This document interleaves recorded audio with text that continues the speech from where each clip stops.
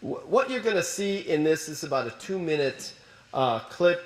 The film is not good, is not great, but what he says and some of the translations are very good. Now this is where a very early address of Hitler, it's about 2.5 minutes.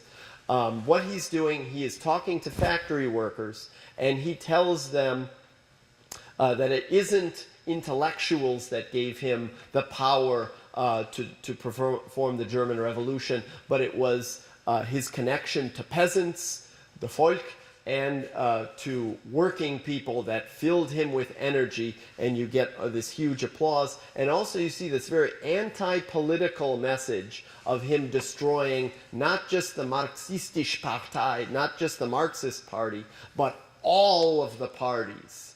And so basically elevating himself above party politics. So truly the Führer embodying the destiny of Germany, not these little stupid bickering democratic parties. So let's see if this works here.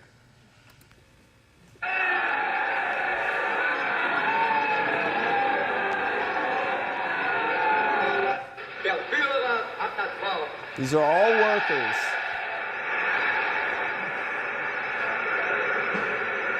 Meine deutschen Arbeiter, ich bin aus euch selbst herausgewachsen, getrennte unter euch gestanden, in den 4,5 Jahren Krieg hier mitten unter euch gewesen.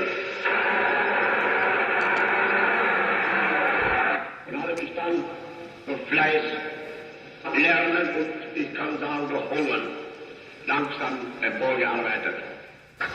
Ich weiß, That's that point about the intellectuals and the Arbeiter as worker.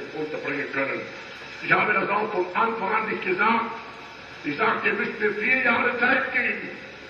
Es ist sehr leicht zu sagen, alle Räder stehen still, wenn unser Arm ist still.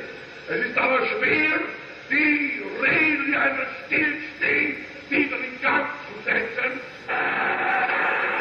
Die intellektuellen Schichten haben mir den Mut gegeben, dieses gigantische Werk zu beginnen. Und das kann ich sagen, den Mut habe ich nur gefasst, weil ich 2 Schichten kannte, den Bauer und den deutschen Arbeiter.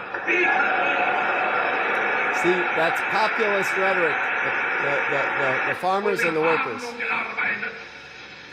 Wir haben in diesen 9 Monaten Ungeheuerliches erreicht. Vielleicht wird man von denen sein, der es mir nicht verzeihen kann, dass ich die marxistische Partei vernichtete.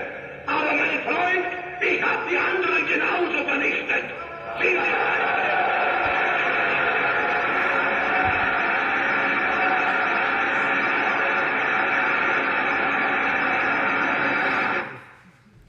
I hope you kind of get the point there. Look, there is no racial, he needs to say no racial hate. First, all he needs to say is very populist rhetoric against the intellectuals. No intellectuals help me, just the power of the people. Then he puts himself above all kinds of politics. You can see that in a kind of all kinds of populist movements all over the world. The idea that if we just get rid of these politicians, knock a few heads off, we'll really, just me and the people will really be able to get down to business. You can even sometimes, I hate to say it, hear it in some of our maybe more right-wing rhetoric of hating on politics, but unfortunately politics is where democracy happens. So anyone who had grief or guff against the Weimar Republic heard that and said, yes, he has transcended that nasty, dirty politics. One last little note.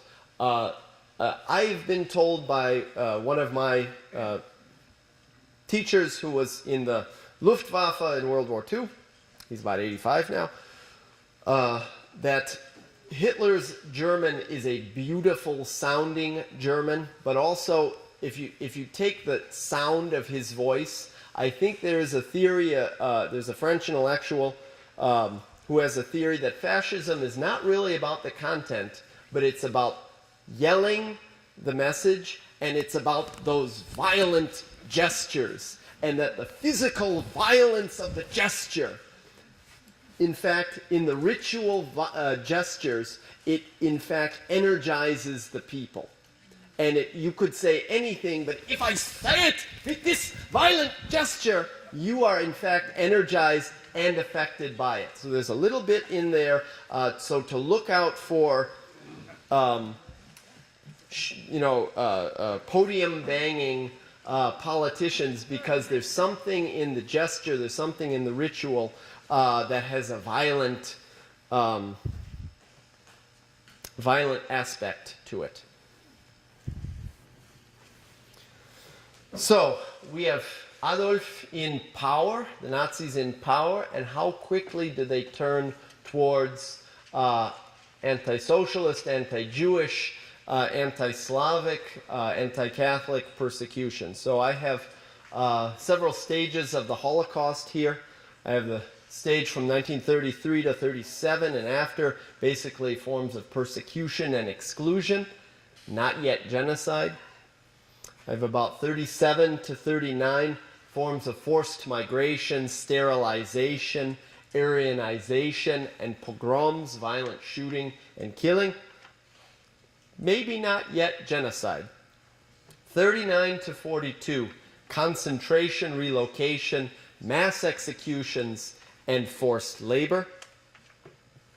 And finally, 42 to 45, the true decision for pure genocide, gas chambers, and death camps. So about four stages, 4 periods of time.